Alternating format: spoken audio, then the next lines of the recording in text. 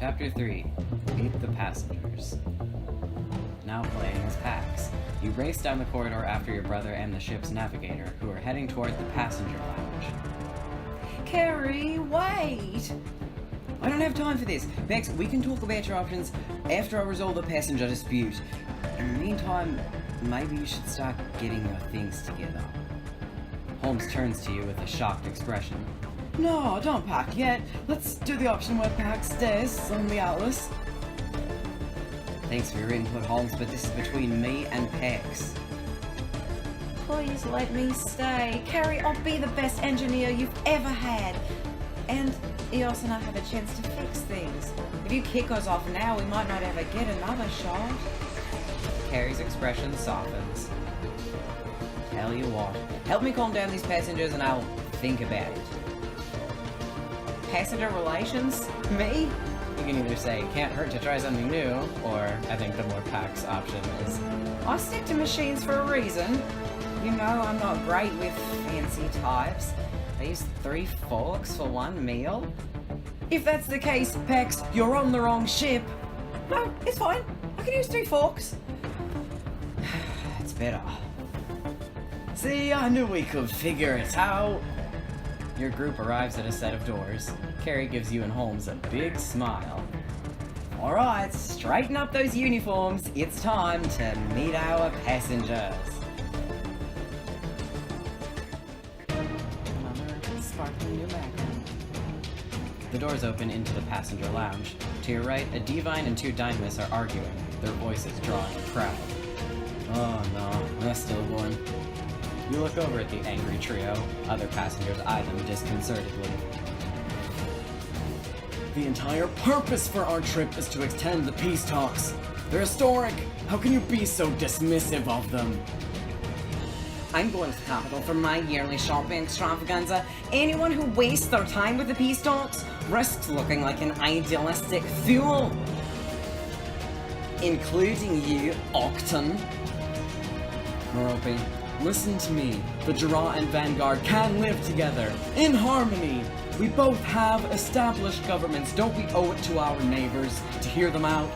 Neighbours? They've certainly shown their neighbourly love by murdering and terrorising us. The crowd gasps. For the first time, the younger dynamis steps forward. Mother, how can you say that? The Jura have a right to fight for themselves. Please, Rana, this rebellious phase needs to end. Your support of the Jura will fade, just like your desire to get an authentic Electra tattoo. That's not true. I still want the tattoo, and the Jura are suffering. You look back at Carrie and Holmes. You've got this, Carrie. You can either say, you'll solve this diplomatically, or the bar is always an option.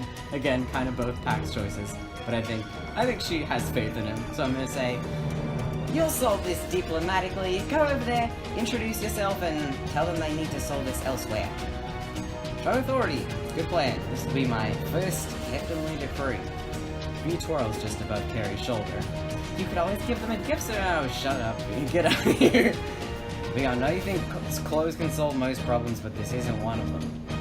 Just go talk to them. You got this, Carrie. Carrie squeezes through the gathering onlookers to reach the passengers. You trail closely behind, losing Holmes in the crowd. Hello there, passengers. I'm Captain Alara. Do you think we could solve this little misunderstanding privately? The 3 passengers ignore Carrie and continue arguing. The Jura and Vanguard have been fighting for years. They've tried to talk it out before to no avail. What makes you think this time it'll work? Because like you, I was once blind to the injustices of the galaxy, but the Jura have opened my eyes. They've opened mine too. Oh, Rana, you're too young to understand. You don't know anything about how much the Vanguard have done for us. You always say that, but I do understand it. I care more about it than you. Tears well up in Rana's eyes and she runs out into the corridor. Rana! Oh my. Carrie stares at the dynamis mother in shock. Don't just stand there. Do something. Go after her. Your brother turns to you with pleading eyes. Bex, help. You can either say, I'm on it, or Why me? I don't know. I'm on it. You worry about them, I'll find the daughter. Carrie shoots you a thankful look before turning back to the crowd. Now, I think we can work this out. You tear off after Rana, following her into the corridor. Hey, wait up! I just want to talk! You dodge crew members and oblivious passengers as you struggle to keep up. No, leave me alone! Rana disappears behind a door just seconds ahead of you. You pump your legs faster and burst into the escape pod bay. This area's dangerous, Rana! Rana ignores you and darts into one of the escape pods. I'm getting out of here! Rana slams her hand down on a button and the doors begin to close. I'm gonna say, tackle her! You slam into Rana, knocking her to the cold floor of the escape pod. Hey, this dress is couture! Well, maybe you should have thought about your dress before you stole an escape pod. The escape pod's doors close behind you, trapping you both as the vessel zooms into space.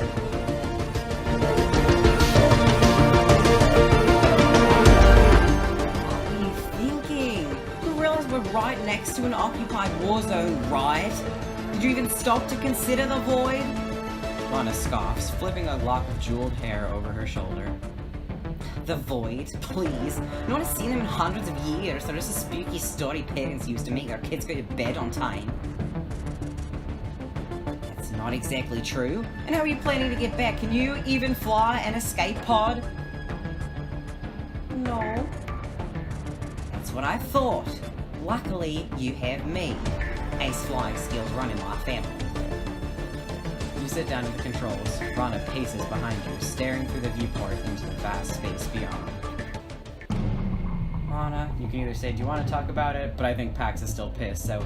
Are you trying to get yourself killed? Because it seems like you love playing the victim. Excuse me? You run out here with no regard for how it affects anyone, steal a pod off my brother's ship, and blast off into space. What do you think was gonna happen? You obviously just wanted someone to come rescue you. That's not true. Rana bursts into tears. Oh, great. Look, don't cry, okay? Wanting to be rescued is fine sometimes too. Rana wipes her eyes, her shoulders still shaking with sobs. It's just, I got really passionate about the war. Yeah, me too. Luckily I have my boyfriend, he's like in this really cool band, raising awareness for the Jurassic plight, everything. He's so brave. There are bands for that? Yeah, they call themselves Righteous Rectitude. He's really opened my eyes to the injustices in this galaxy, you know? When he finally gets his album released, we're gonna run away and join the Jurassic War effort together. But my mom doesn't understand. Yeah, that's rough. As Rana talks, you carefully pilot the escape pod back to the Atlas. If my mom would just listen to my boyfriend's songs, I think she'd really actually get it. Rana, I think you have to... You can either say, stand up for your beliefs, or I think Pax is, once again, still mad, so... I think you have to realize how ridiculous you sound. You want to fight for the giraffe because your boyfriend writes songs about them? Are you kidding? No, I'm not kidding. They're really good songs. I have them on my data screen if you want to listen. No, thanks. I'm gonna pass. Focus on flying. The Atlas slowly expands in the viewport as you glide closer. Don't you think family is the most important thing, though? It's a big galaxy. At the end of the day, your mom is all you've got. My brother and I don't agree about the Civil War either, and we didn't see each other for a while because of it.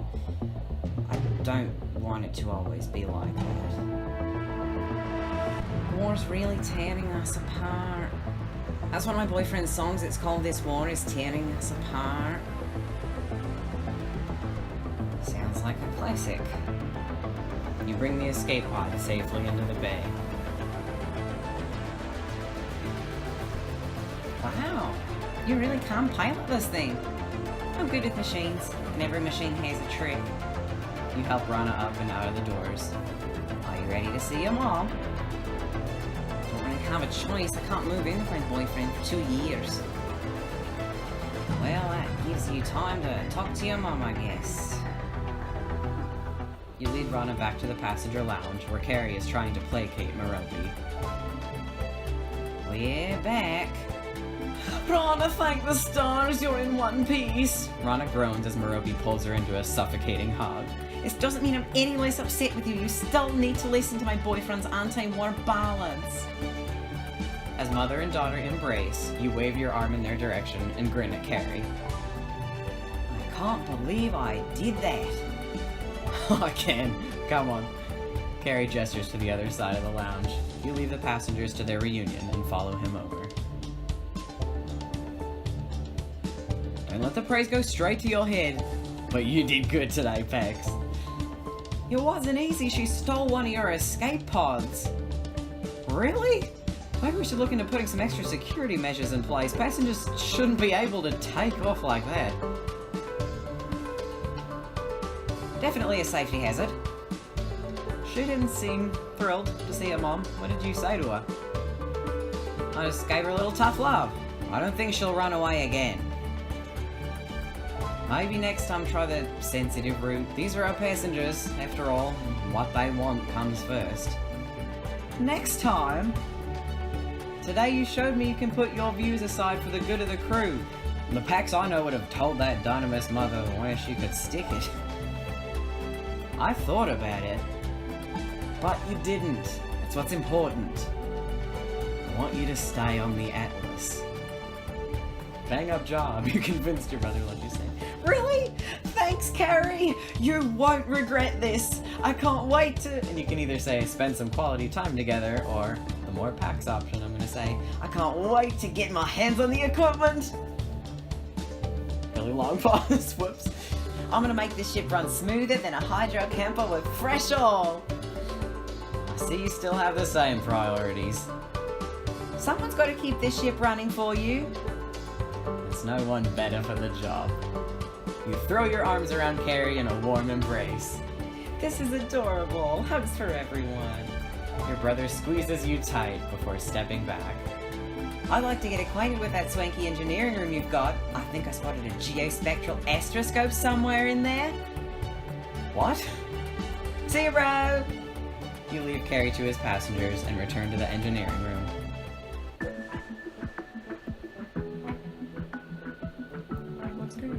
The moment you step into the engineering room, you stop to marvel at the state-of-the-art equipment. Before you can lose yourself in the machinery, Holmes walks in. Hi there! Parks, right? It's me. He grins widely at you. I'm Holmes, in case you didn't catch it earlier. It's good to officially meet you, Holmes. You know, outside a crisis. I know, I can't believe how you went after that passenger today. You're a hero. I wouldn't say that. I was just helping out Carrie. No, you were fearless. You jumped in even though she ejected an escape pod without any training. You could have easily blown you to pieces. You could have killed yourselves. I could have died. And you can either say, you're joking, or why didn't someone stop me? Which is, I think she's, more concerned. Well, wouldn't be very heroic if they had. My brother really owes me for this. You should tell him to throw you a party. Pax, the hero we deserve. You laugh at his enthusiasm. I don't know, I think I've had enough attention for today. Holmes sits on a nearby railing and swings his legs back and forth. You get to see all sorts of things here on the Atlas. Working behind the scenes give you a totally different perspective on what goes on with the passengers. I know this place like the back of my hand. Oh, really? You can either say, I like a smart Sigog, or sounds like we make good friends. Which I'm like, I don't know, because I really like Holmes and I think he's so cute and I like want to know the Holmes romance route, but I feel like my interpretation of Pax is 1,000,000% gay. So, yeah, I think she's just gonna be like, well then in that case, sounds like we'd make good friends. But it takes a while apparently for me to click through the next one. Whoops. I'm glad there's someone else on this ship who knows that stuff.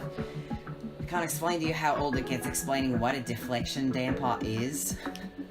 Oh, I love those. We actually have one here in this room. Holmes looks around the space with adoration. It took me a while to figure out all the little quirks of the machinery in here. If you want someone to show you around the engineering room, I'd love to. Not to mention, you have incredibly curly hair. What? I mean, you're really pretty. That's nice of you to say. So, tour time. He's adorable. I like to imagine my interpretation of him is like also gay though, and just has like no social skills. As you can see, I only have 8 diamonds, so I'm not even able to pay for that. Thanks though, sweetheart. Thanks for the offer. I'm gonna look around alone. Thanks, but I like to figure things out on my own. Maybe we can hang out some other time. No worries, I'm just a buzz away if you need anything. Holmes leaves you to your first day as chief engineer, and you begin to acquaint yourself with your new engineering room. Now playing as Carrie. You're about to leave the passenger lounge when V lets out an urgent beep. Carrying more passengers at 3 o'clock. Maybe they're just coming over to say hi. 2 passengers hurry over to you. Hello, darling. Do you have a moment? We have an emergency. We've been looking for an Atlas employee everywhere. You should have better service. Oh, would you look at that outfit? Leona, he must be the captain. That's right, I'm Captain O'Hara. Glad to have a captain with some fashion sense. The last one was always walking around in rags. It was very unfortunate, wasn't it, Adara? You notice for the first time a small creature sitting on Leona's lap. Strange, underwater, ferret-looking type of pet thing. Oh, I see Warren's caught your eye. As well he should. He's our pride and joy. And he's just been absolutely devastated since takeoff. Watching that girl abandon her mother didn't help. Oh my stars, I was on the edge of my seat. I thought my wings might lift me out into the cosmos. Calm your feathers, Adara. That was nothing compared to the monstrosities on Seld. Yes, I know. Seld is a terrifying and dark place. Now, focus on Warren. He needs us. Right, Warren is incredibly empathetic, real eager to please. You can see the ordeal has really gotten to him. He's distressed. You can either say, I can fix this, or he doesn't look upset to me. As much as I really want to say that one, I know the whole goal is to be a people pleaser, so you can't throw that out the window like on your immediate first choice. So, he's distressed. I can fix this. Finally, someone who gives a damn. That's what we do on the Atlas. You won't find a more helpful ship in the galaxy. Oh, thank the stars. I can just never be happy when my poor baby is suffering so. What would you like me to do for Warren? We just want Warren back to normal. This is supposed to be a luxury experience. Well, I don't feel very luxurious. And to think this on top of the wall, looming right outside these very walls. You're perfectly safe aboard the Atlas. Nothing is looming outside these walls.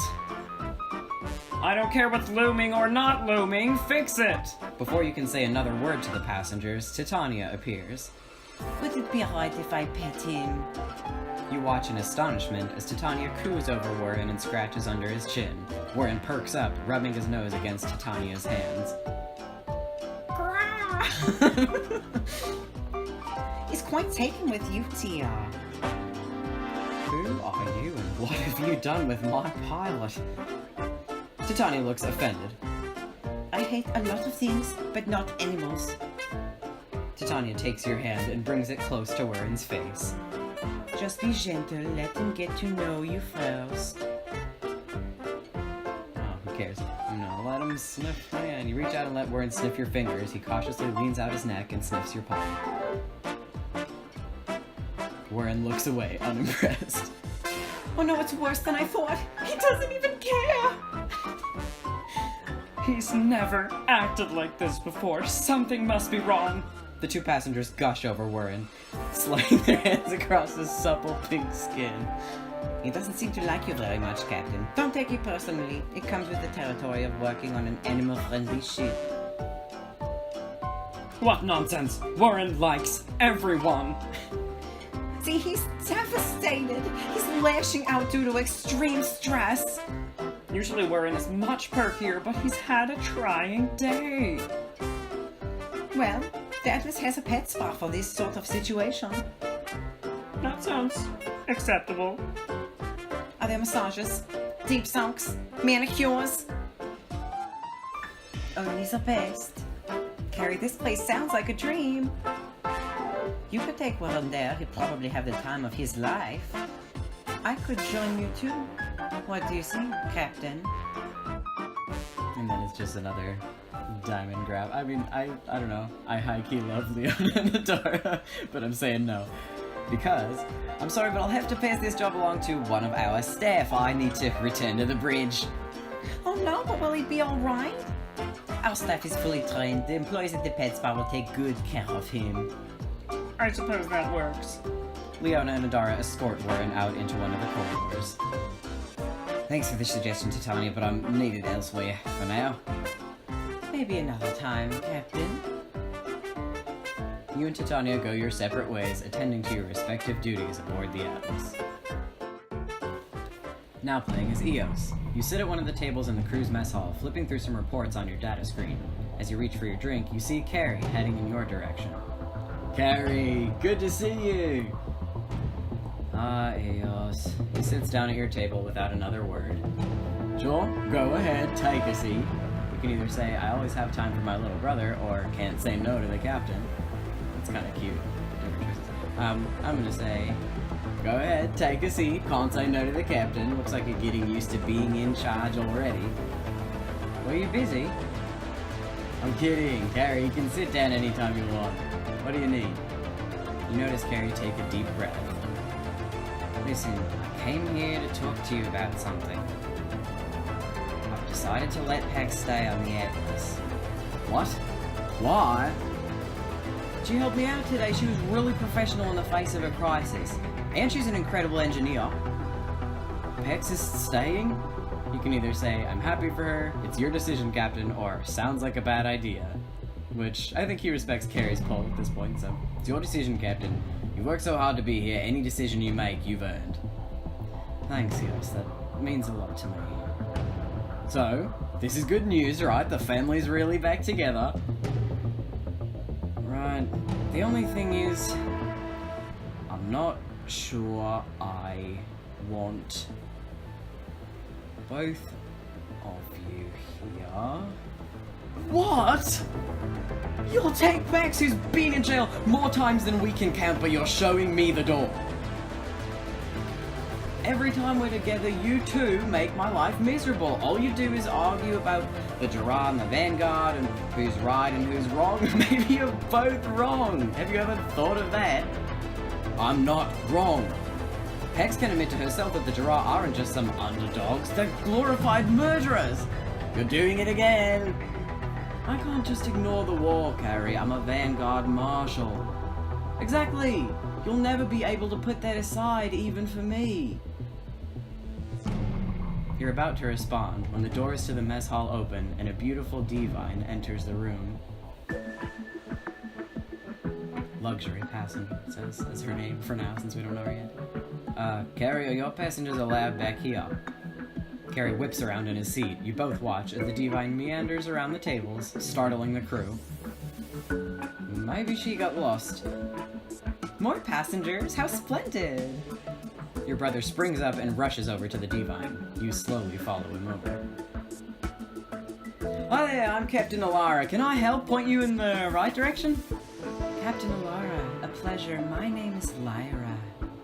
I have a unique problem I hope you'll help me solve.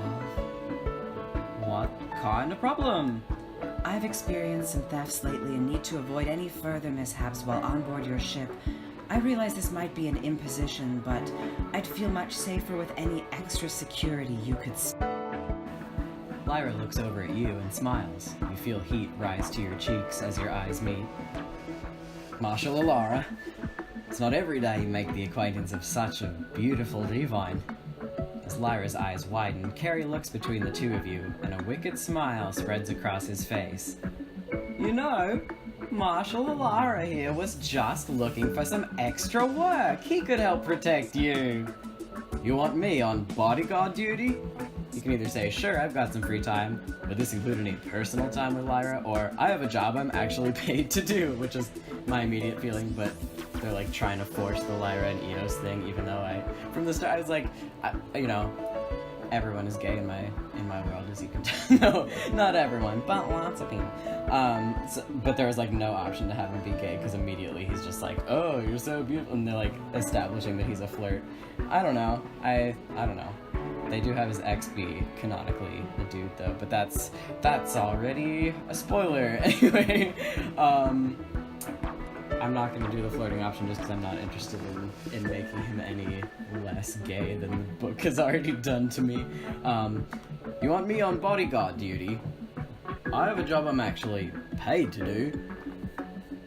And a long pause. Damn it, I guess I was talking this whole time during my first playthrough of it. Sorry. I have a job I'm actually paid to do. Not for much longer if that's your attitude. Besides, I wasn't asking. Well, if you're so preoccupied, Marshal Lara, don't let me trouble you. It's no trouble, Lyra. You'll also be happy to do it. I will. Sure you will, or you're off the Atlas at the next port. In that case, what's our first order of business? Marshal Lara's time is appreciated, but he can't account for what happens behind closed doors. Well, that's debatable. Lyra rolls her eyes. I'd like some extra security for my room, please. A system, perhaps? This is a security system the Marshal's just got new training on. It spans a whole ship and alerts its crew of any breaches immediately. I just started doing Holmes's voice immediately. Just because I'm so distracted by this stupid-ass diamond grab. Look at the shield! I'm not even gonna every time there's a diamond grab, I'm like not even doing the dialogue for this. It's just, oh, and she wants to flirt with him while he installs it. Not interested, not interested. .org. How do I say no to this? I still have to click through this part. Bye. Between my new bodyguard duties and my job as a marshal, I don't think I can swing that. I'm sure we can work something else out to make Lyra feel secure. The security system would have been preferable, but I'm open to other suggestions. How about Lyra and I go over the specifics of the job? Maybe go somewhere a bit more passenger-friendly? And you get like a achievement for not installing the security system. I'd like that. Carrie raises his eyebrows as you lead Lyra back to the corridors of the Atlas. As you lead Lyra through the corridors, you notice her glance over her shoulder. She wrings her hands and heaves a sigh. Don't worry, Lyra. The thefts will die down now that you're on the Atlas. I wish I could share your confidence. I actually feel like more of a target here than I did on my last ship. It's just hard to imagine anyone dealing with theft here. You've all got such glamorous lives, and the Atlas wants for nothing. On a ship like this, theft seems like a problem only royalty would have. Lyra's eyes widen, and she comes to a sudden halt in the hall. Oh, you're not far off, Marshal Alara. You're speaking with the Empress of Divine.